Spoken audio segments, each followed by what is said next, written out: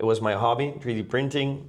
I always found that manufacturing through 3D printing is really nice since you can really create objects with the material that they really need. And we won a pitch competition, which made us think, you know what, we could either just go to classes and kind of go through the curriculum and finish the masters. We can make it a really practical masters with a business. Yeah, you might like the product that you design, but what will the world think about it? Managing that conversation in order to make a product that can be then sold to everybody in different parts of the world is a really nice challenge to tackle. Took over this challenge of Beyond Bounds, creating a company in the Netherlands coming from a different country, from Mexico. The government will end my visa, and with that I have to find a job that offers me sponsorship in order to stay in the country. The startup visa that the Dutch government gives you is 1 year, and that 1 year expires in August. If you have a job, you have to dedicate that 100%. I was working 7 days a week and set on an objective, and it wasn't until the math and the timeline were just not gonna work out that I decided, you know what, I have to have a conversation with my co-founders. I would say product management or product development are two roles that I think I am really qualified for. Pitching a product to people that have no understanding of a technology like it's 3D printing. There's so many misconceptions about the technology, that it looks plasticky, that can be developed by final product with this technology. You came here as an immigrant. You also became president of the Entrepreneurship Master, right? Yeah. Then you integrated with the language and then you built a business. I'm looking for an opportunity here to continue working in the Netherlands, either in sales roles, technical aspects, product management, product development. I think I'm a really capable guy that can connect people together and leverage the best qualities of different people in the team. And yeah, really happy to set things off in a company that can see me work for the next 5+ years. So give me a call.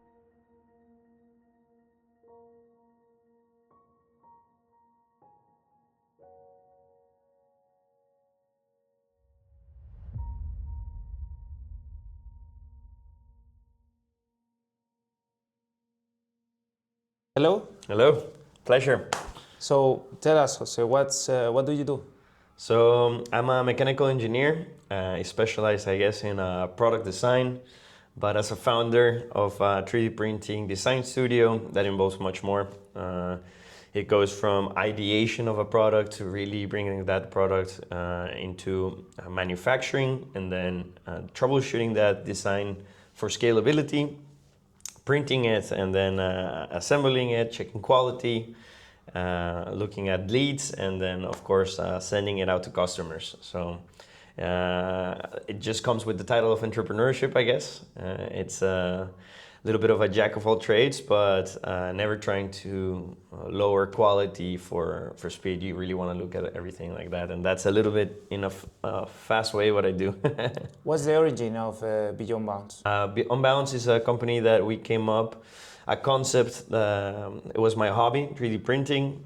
I always found that manufacturing through 3D printing is really nice since you can really create objects with the material that they really need. I always say that if you picture a block of wood and you want to make a chair out of that, you have to chisel away everything until you end up with a chair. When you 3D print, it's kind of the opposite. You kind of just create it at that final shape with, of course, a little bit of waste material, but practically speaking, it's much less material than reducing that full block of wood. Especially in the industry of furniture, there's, I think, a lot of fast furniture. You could think that as fast fashion, stuff that is made to suit the needs rather quickly of people, and then discarding that to the side. So I think 3D printing uses materials that can be recycled, so there can be a second life to those materials. And furniture, because I thought it takes time to make good furniture, so 3D printing kind of also takes some time, and it's nice in that sense that the industries overlap in that. Which kind of materials does Beyond Bounds recover? Yeah, so we use PLA, ABS. ABS we try to use much less, but PETG, wood furniture, wood filament, sorry, with up to 30 to 40% recycled wood. That is like wood dust. We use PETG's material that you can see in plastic bottles, for instance. Okay. And PLA is material that is biodegradable, biodegradable under the right circumstances. So it really depends on weather and stuff, but it also lends itself to kind of be used in a more prototyping fashion per se. Okay. How was the journey of Beyond Bounds? Well, Beyond Bounds, it was an interesting journey. Started in the classroom in the Entrepreneurship Masters, and there we won a pitch competition, which made us think, you know what, we could either just go to classes and kind of go through the curriculum and finish the Masters. We can make it a really practical Masters with a business. And we kept that idea going, and that went until after we graduated. Also, we registered in the KVK in the Netherlands, making it an official business. And yeah, it has been one story, one challenge after another. And I could probably talk about that for a day. Which kind of milestones have you reached with Beyond Bounds? I assume from a university project, you started winning pitch competitions. Yeah. Which other milestones did you achieve? I think from a product designer perspective, coming to a final design and freezing that design that suits all the aesthetics of the other co-founders was a really interesting milestone, because it meant that we had an MVP, something that we could show out to people and not just do a pitch presentation with a PowerPoint, right? But rather actually give to audiences something tangible, something that you can always see how people reacted to, like, oh, is this 3D printed? That was really nice kind of lesson and milestone. And then putting that into practice with a Kickstarter campaign, taking that out to the world basically. And yeah, you might like the product that you design, but what will the world think about it? And having around almost 160 orders around there that we had to make into reality as well. Well, that was a big milestone, and fulfilling those orders as well, as you can imagine. But yeah, it has been, now that I say it like this, it might sound pretty easy now that I look at it, but in reality, the many challenges that went into getting each of those is also, could talk about that for a day. What was your role in the whole company? In the company, I was the CTO. So basically, I looked at the 3D model CADs, making them in the studio. Then also, I have an affinity for photography, and also I guess that it's in like that product placement kind of aesthetic. So I also helped with that. I talked to the designers, because we work with designers from across the world, and they might have a really creative way of looking at lamp per se, but then editing that lamp into something that can be scalable, that is something that I also had to deal with. And that was always an interesting conversation. You always want to be respectful of others' ideas, especially with artists, but managing that conversation in order to make a product that can be then sold to everybody in different parts of the world is a really nice challenge to tackle. Okay. And well, we are here for a reason. You have a big challenge coming up. Yes. Can you tell us a bit more about that challenge? Yes, of course. I took over this challenge of Beyond Bounds, creating a company in the Netherlands coming from a different country, from Mexico. And that is also has more challenges than the ones that are just starting your own business. You're dealing with a different language, you're dealing with just a different market and how people react to pitching a product, but also with the constraints that the government places on you as an immigrant. It's not that they are a surprise, you know what you're signing yourself to, and the challenges that you have to overcome. And I couldn't happily say that I overcome all of them, but one to a certain degree, and that is one that is just the amount of money that you have to make with your company in order for the government to say that your business is good for the future and you can keep on working on it. I have Dutch co-founders, so I am happy that the company will continue, but at the moment it has to continue without me. The government will end my visa, and with that I have to find a job that offers me sponsorship in order to stay in the country, which it's something that I want to do. And yeah, it's a different new set of challenges that I have to overcome, and I'm facing them with a smile and optimism. Which is the timeline that you have for this? The start of visa that the Dutch government gives you is 1 year, and that 1 year expires in August. So I have until August in order to find something that doesn't mess with my legal business kind of permit. You were working at Beyond Bounds. Why you didn't found a job or you didn't get it? I was fully invested in the business, trying to tackle all those bullet points that the government sets for you in order to stay. So of course I was busy doing that. If you believe in something, you have to give it your all. And besides that, I was working 2 part-time jobs. These ones are just your basic like Eureka, like bartending in the weekends, and also at IKEA, selling kitchens through 2-hour appointments, which also developed a lot of my Dutch. But yeah, I was working 7 days a week and set on an objective, and it wasn't until the math and the timeline were just not gonna work out that I decided, you know what, I have to have a conversation with my co-founders. They knew to a certain extent the situation, but when we sat down and looked at it, we all agreed that if I would like to stay and they would like me to stay, then we have to take a certain pivot to things. Just out of curiosity, how many more products will you have to sell or pilots in order to? Yeah, it's the government sets a limit of, I think, like 1,600 euros per month as a salary, but we are 3 co-founders, and the government does look at the finances of that. So you have to make sure you achieve that, and I would say we are on track to make that. Is just at the current pace, it requires more time than the 1 year that I have received. And although that is a shame, it's the reality of things. And yeah, you just have to deal with certainties, and optimism can take you to a certain distance, right? You have to look at the math as well. So on top of that, so you took the risk, and on top of that, you also know Dutch. You are integrated here in this country. Yeah.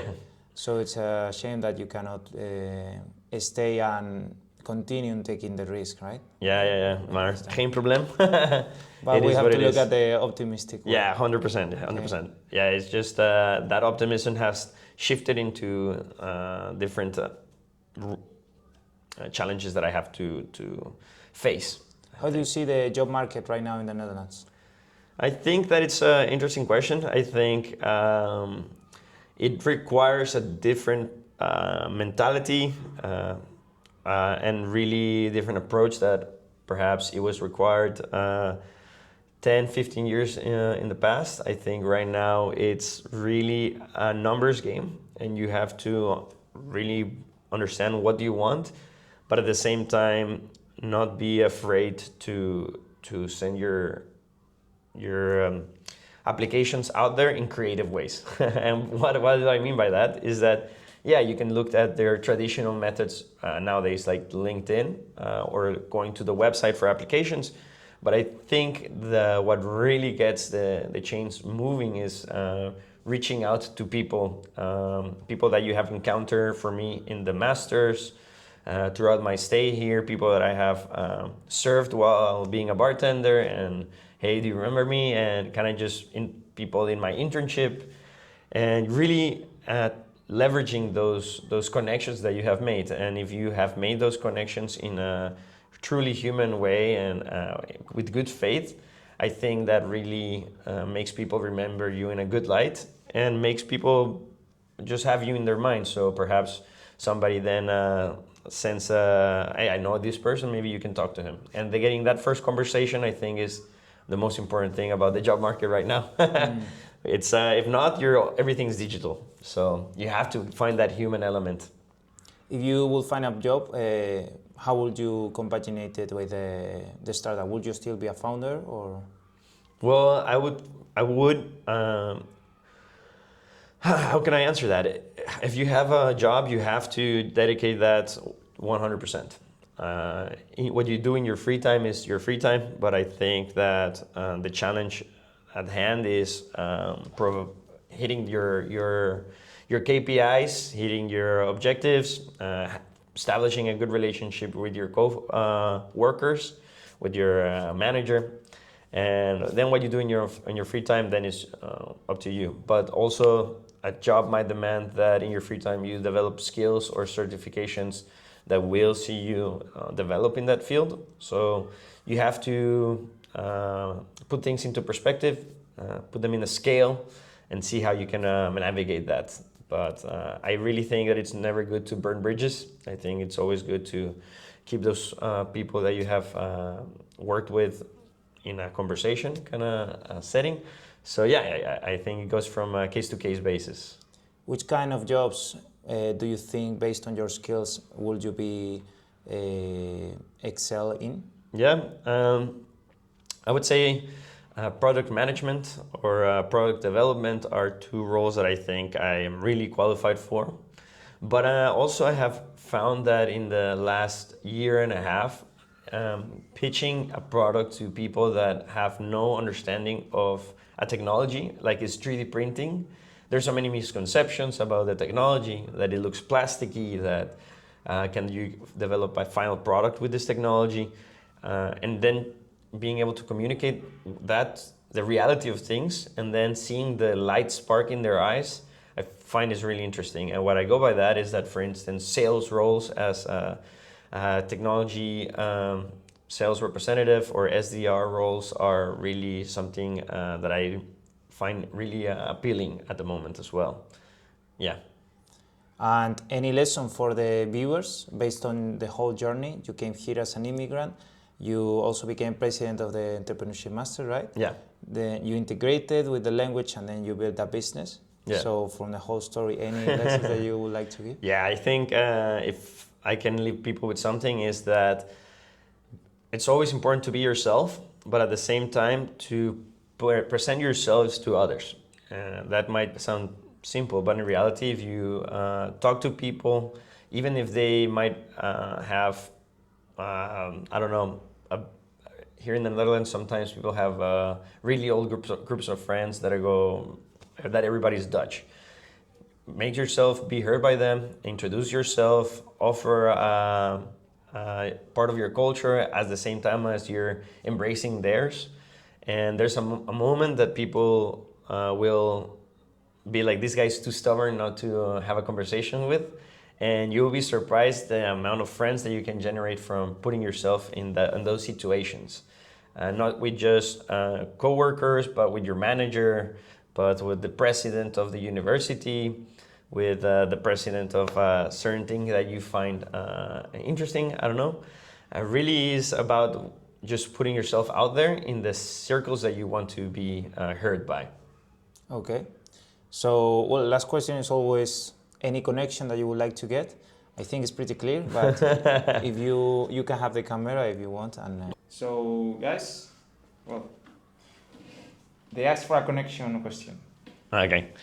Well, I'm looking for an opportunity here to continue working in the Netherlands, either in sales roles, technical aspects, product management, product development. I think I'm a really capable guy that can connect people together and leverage the best qualities of different people in the team. And yeah, really happy to set things off in a company that can see me work for the next 5+ years. So give me a call.